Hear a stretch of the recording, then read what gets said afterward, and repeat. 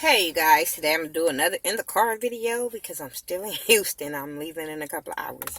But we're gonna talk about Loving Hip Hop Hollywood, whatever. Hollywood. Season 3, episode 11. I don't have no notes because I wasn't writing shit down. And the episode really wasn't that good. We gonna talk about who we gonna talk about first that really wasn't important. Probably Tiara. Tiara Marie is dealing with her court case. Y'all know she's still dealing with the Uber driver. She don't know what she's doing. How is it gonna go?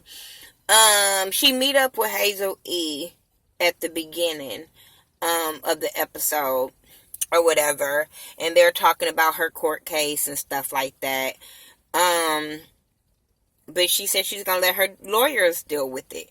And when she did let her lawyers deal with it and go to court for her, she ended up was supposed to be showing up at court or whatever. And she showed up at court late, so she ended up having a bench warrant.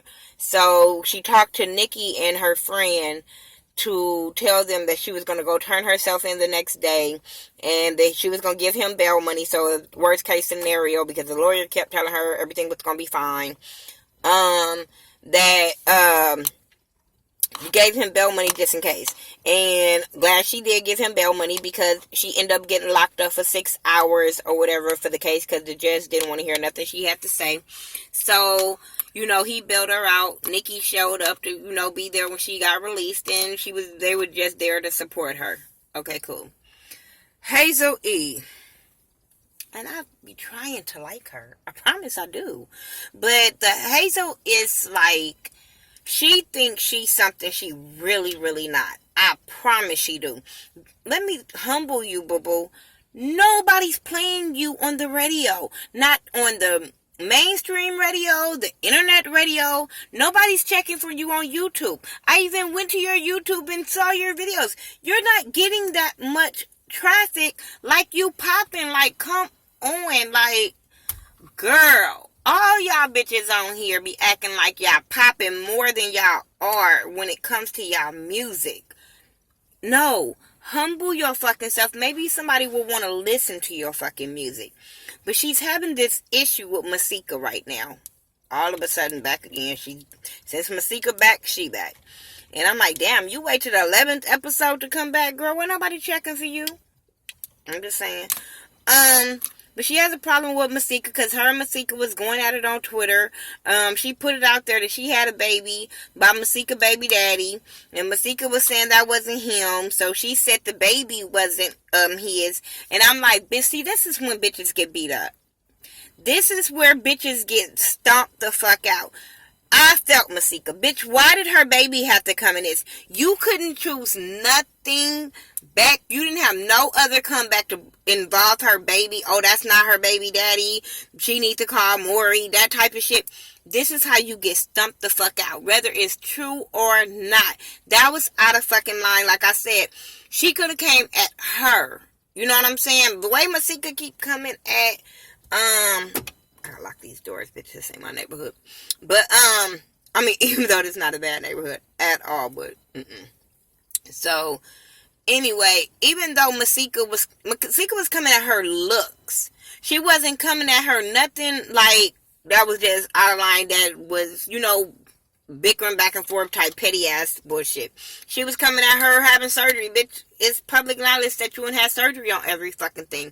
So she came at you on that. But like I said, you come at my motherfucking talking about who my baby daddy is and all that type of shit, yeah, you get slapped. She would have got slapped. I was on Masika's side on that. So Masika meet up with Moniece. And she tells her, Moniece talked about the situation. I'll get back to what Moniece talked to her about. But she talked to Moniece about the situation. And she said that, she gonna deal with it. So at the end, they was at this club that Hazel was hosting at. And I'm like, was both of y'all hosting? I'm just saying. Or was she hosting and you knew about it, so you showed up?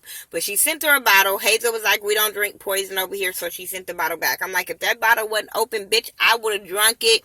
Thank you, bitch. You spent your money on me. Thank you, bitch. But no. So she says she's going to go confront her. So she goes up and say something to Masika. But Masika was like, but bitch, before we even go into this conversation, if you not to apologize for what you said about my baby, then we don't have nothing to talk about. So she was like, I'm not going to apologize or whatever. So Masika was like, well, bitch, we ain't nothing to talk about. Masika was throwing jabs about her surgery or whatever, talking about because Hazel started it, talking about, you would think you had your baby daddy money so you can get your body fixed and all this kind of stuff. Well, they were both throwing jabs on looks.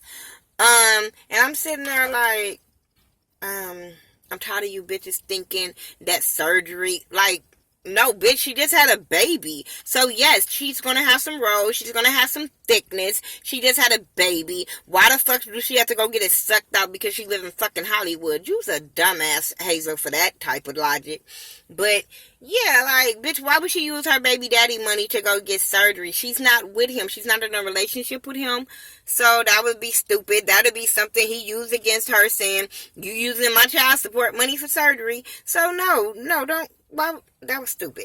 And then you a punk bitch because you waited till she turned her back to try to throw your drink.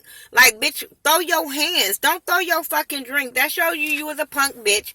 And it shows that you knew that security was going to grab y'all. That's why you did that. And you knew that girl couldn't get to you. That's why you were still talking shit. Because I think Masika will whoop her ass. I'm sorry. I really think Masika will whoop her ass. And I'm tired of her being a fucking puppet for fucking just... She want to be on this show and film so bad with some people.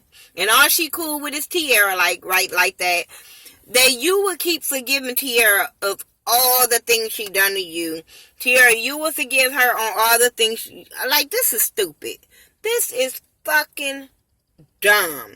I don't understand bitches that can fight for 3 seasons, well, 2 seasons straight, and then be back cool like y'all never, like it was nothing on the 3rd season. Bitch, no. Y'all, the last time I seen them, they were beefing like this. And y'all say some fucked up shit when y'all beefing. Anyway, moving on from them, Ray and Princess, he's getting ready for the wedding. He's getting his tux ready because he wants this coming to America wedding. And he's there with his daddy, and he was telling his daddy that him and Princess was having problems and how the mama was feeling. And Nora was happy because the dad was like, yeah, when I be telling her y'all having problems, she be over there pumped up. And I'm like, I fell out because I was like, yeah, that's Nora. That's Sonya. I mean, that is Sonya for real, for real. She don't, hey. But then Princess is talking to Brandy and her friend. I forgot her name, but she was talking to her friend from childhood at the bridal store.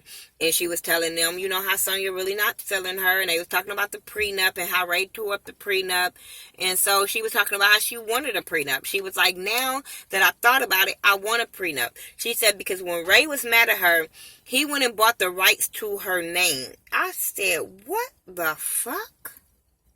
Bitch, I can't, I'm going to buy my shit. As soon as I get some money, I'm going to buy the rights to my first name, last name, real name, my every YouTube name. Like, bitch, no, because I will fuck somebody up that I built something and you take my name. Like, Ray, like, yeah, well, he got Sonya for his mama, and hey, she is a business woman.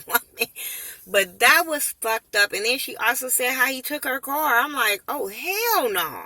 So yeah, I'm with her going to get a prenup. I'm with her making sure she's straight.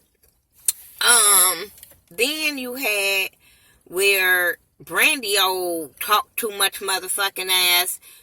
When she tells her she wants to go get the prenup, Brandy goes and tells Max about it. Max is telling her to stay out of fucking people business. I'm sorry. As much as I called him a bitch ass, and I do think he a bitch ass when he get in women's business, but I respected him for telling his girl to stay out of shit. I respect men to tell they girls, hey, this ain't got nothing to do with you.